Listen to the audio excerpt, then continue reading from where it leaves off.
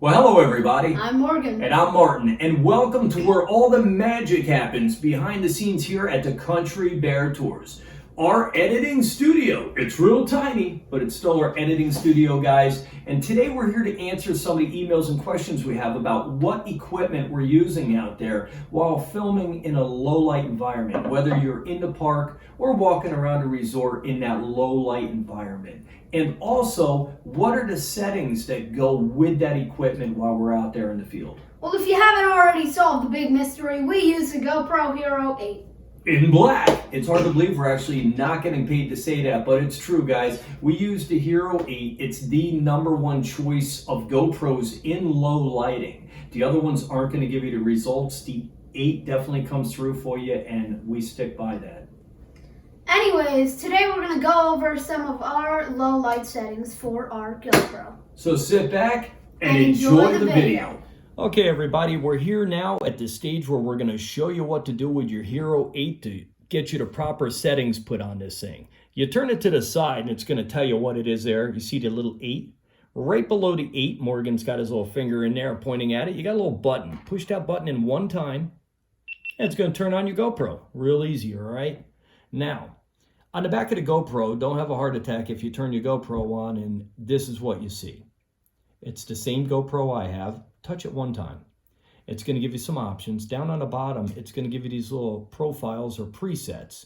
Click on this one. And click on it, right? So click on that. And it gives you a little standard activity, cinematic, and then underneath it's a slow-mo. So we happen to choose cinematic. We just choose going to the movies, cinemas, cinematic, nighttime. It's good for us. We use this one. If you want to use standard, you can. Whatever you want to remember it as, because you're going to be going through these while you're walking around anyway, making your decisions. So we keep ours on cinematic so we don't forget. So we know cinematic. So we're using cinematic today. We're going to go into our first settings, and that's the RES FPS up on the top. Now, this is where you're going to choose 4K 2.7. We happen to choose to 1080, and I think it comes default at 60 frames per second.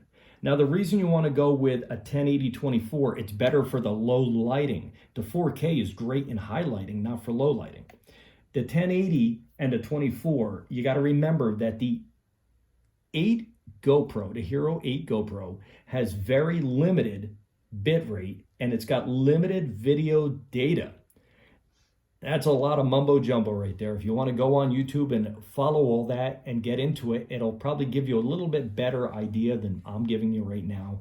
But for me, what you want to do is you have to distribute and spread out throughout your entire video all of your data through the resolution and frame rate. For us, it's finding the right setting. We found it. We're happy there. But all that wording is pretty much a mumbo jumbo. You need to understand it. As I said, go on YouTube and it'll maybe give you a little bit better reasoning. Ours is 1080-24 and it works good for us. You'll be finding that out for yourself as you're playing with your camera. Lens, we keep it on wide. You can go with, I think it's a super wide. Let me hit on that right now. So you can go super view. You can go down to narrow and you're going to go and look. Linear is pretty close and a wide.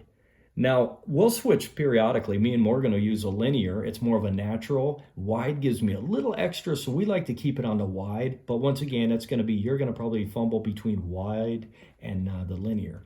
The hyper smooth, we keep it on. That's anytime you touch the buttons, they're going to give you kind of an explanation what they do anyway. So it says right here, stabilized video. Now, you can go all the way up to boost. We don't like that. It seems to be a little jittery, a little jumpy. You can go to high. Sometimes we'll be on high, but for the most part, we keep it on. Let the camera make its own decision. So we keep it on hyper smooth, and we use a gimbal anyway, so it helps with the stabilization. Once you choose to 1080-24, it's actually going to kick out the low light to not available. A lot of people, when they get these, they turn them right on, and we made the mistake also. Go in, turn low light on, you're good to go, you're a professional. That's not really the case, and you're going to learn that. The actual low light setting, it only adjusts the frame rate to your lighting and the surrounding around you. So that doesn't really help you later on in post and editing. and it makes it real difficult to get a clean movie. So what you want to do is keep that on off and just change your resolution up on top, your frame rate resolution, and then you want to make the changes accordingly manually instead of letting that rely on something it's doing and make a video that you're not really satisfied with. The zoom, we keep it on 1.0. That's going to be your choice. Clips we keep off. That's not something we're going to use anyway. Now we get into the Protune section. That's your next little menu down. And once again, if this ever goes blank, just touch it, it'll turn back on. Your frame rate, we keep our frame rate on high. And that's to get the maximum amount of video data for later on editing that video. And it keeps the video from really falling apart to when you get into edit it and it just don't look right. So you keep the bit rate always on high. That's going to be your best option on the camera, and we're pretty happy with it. The shutter speed, real easy. Shutter speed. What are you going to do to choose that? Easy enough. Rule of thumb. Frames per second. Double that number, and that is going to be your shutter speed. 1 in 48. 24, 48. Real easy. Keep it there. EV is not available, but we don't touch it anyway. White balance. White balance is something you're going to have to make a decision with. You can either let the camera make the decisions or you're going to have to do it. We do it manually, and we use 4,000, and the K stands for not kilometers, Kelvin. Doesn't really mean a lot for me, but when it comes to the colors and making the decisions, you can go with a native. It gives you the option if you want to go in here, and you can go with the white balance right now at 4,000, or you can go up and down and make your color choices. You've got native in there, auto, and see it's changing the color of your screen.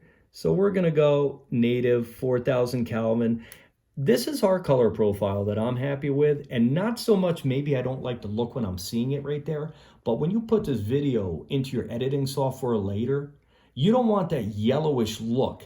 And with the native, it makes it real difficult to change the color later. We have a problem with it. It's so much harder. It's spending so much more time. We keep it at 4,000, and it's really a good balance for us. And if I need to add a little, color, if I want a little bit of vibrant yellow, making it look more energetic walking into something, 4,000, and I can add that little bit. If I don't have it or I keep it at native, if that is too yellow or just too much, then it's hard to get rid of that. It's easier to add it. So it's mainly for post-production.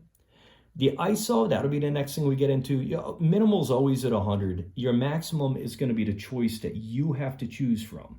You do not want to go above 800 if possible, because then it's going to be that balancing act between the noise and the light. You want too much light, too much noise in your video, it's not going to work for you. 800 works well for us. You can adjust it a little bit. You want to drop it down a little bit, go up a little bit. You're going to be the judge of that. We use 800. And once again, in editing, I can add lighting. I can take away a little bit, but that's really hard to do. So we keep it at 800. Sharpness, we keep the sharpness at low. The reason for sharpness at low, you get a lot, when it comes stock or when it comes to the factory settings, it's a high sharp. It's way too sharp, it's almost like a grainy nightmare. We keep it at, you can either go low or you can keep it at a medium. If you're shooting during the day or a regular shot, most people will keep it at medium. We drop it down to low because it's real easy to add the sharpness in my Premiere Pro. And we use Premiere Pro. We can add the stuff, we can add the noise, I can remove a little bit of noise. The sharpness on low, I can add a little bit and I'm happy, and I don't gotta go too crazy trying to figure out I put too much in or there is too much, how do I get it out? Now you're playing with the denoising and it's a nightmare. So we use the sharpness on low. Once again, you're gonna be the judge of that. If you wanna go medium and you're happy with that, that's your choice. Me and Morgan used the low setting. The color, we used the GoPro setting. It's got a good default when you're using the GoPro. I can try to play with that myself, so I can get in here and say, you know what, let me go down to flat. A lot of people do go flat. They're happy with the flat, but the GoPro's actually got a really, the Hero 8 has actually got a good GoPro setting. It pretty much chooses the color, and it's pretty on. we're happy with it. I can change it a little bit if I need to, but we've never really had to play with anything other than what it has, and it's happy with that. So we like the way our post footage comes out, and it's minimal editing, and that's really important to us. So we use the GoPro setting. Some people do use flat. If you're a pro or something like that and you're good at it, that's good. I'm not really the world renowned editor, so the more help that we can get, we keep it a GoPro. It does its job, makes my life easier, and we can get a good video out there quick. Raw, we leave it off, we don't touch it. Wind, we keep it on auto. It does a good job for itself. If you're getting into the extreme wind situation, you might want to, adjust it at that point. But pretty much for us going in and out of Disney and stuff like that, we keep it on auto, and our videos are, I can adjust it a little bit, but the sound is good. We don't really have to play with it. And that's pretty much all our settings really that we want to use. Once you get done with that, you push the back arrow and you're back out. So we're going to be doing a couple other videos to show you guys what our settings are on the 2.7. We actually use that as a standard, and our activity is our 4.8. Or I'm sorry, our activity is our 4K. So my eyes aren't working tonight, but we'll do a couple extra videos on them. But right now, this is your 1080 24, and this is our setting for our low light. So hope you guys enjoyed that, and that's about it for our GoPro settings. Now when you're done, you just push the button on the side, and that's going to lock all them settings in there and turn off your GoPro there. Thanks everybody for joining us in this video where we go over our GoPro Hero 8 low light settings. In black. Yeah, once again, like Morgan said, thank you guys for joining us. A lot of questions out there and comments from people that wanted to know our video settings on the Hero 8. This is our low light chosen GoPro and the video settings for it. So hopefully it helps you out in your video productions, and we look forward to seeing you guys on our next video. We're going to be going over the 4K settings and the 2.7K settings.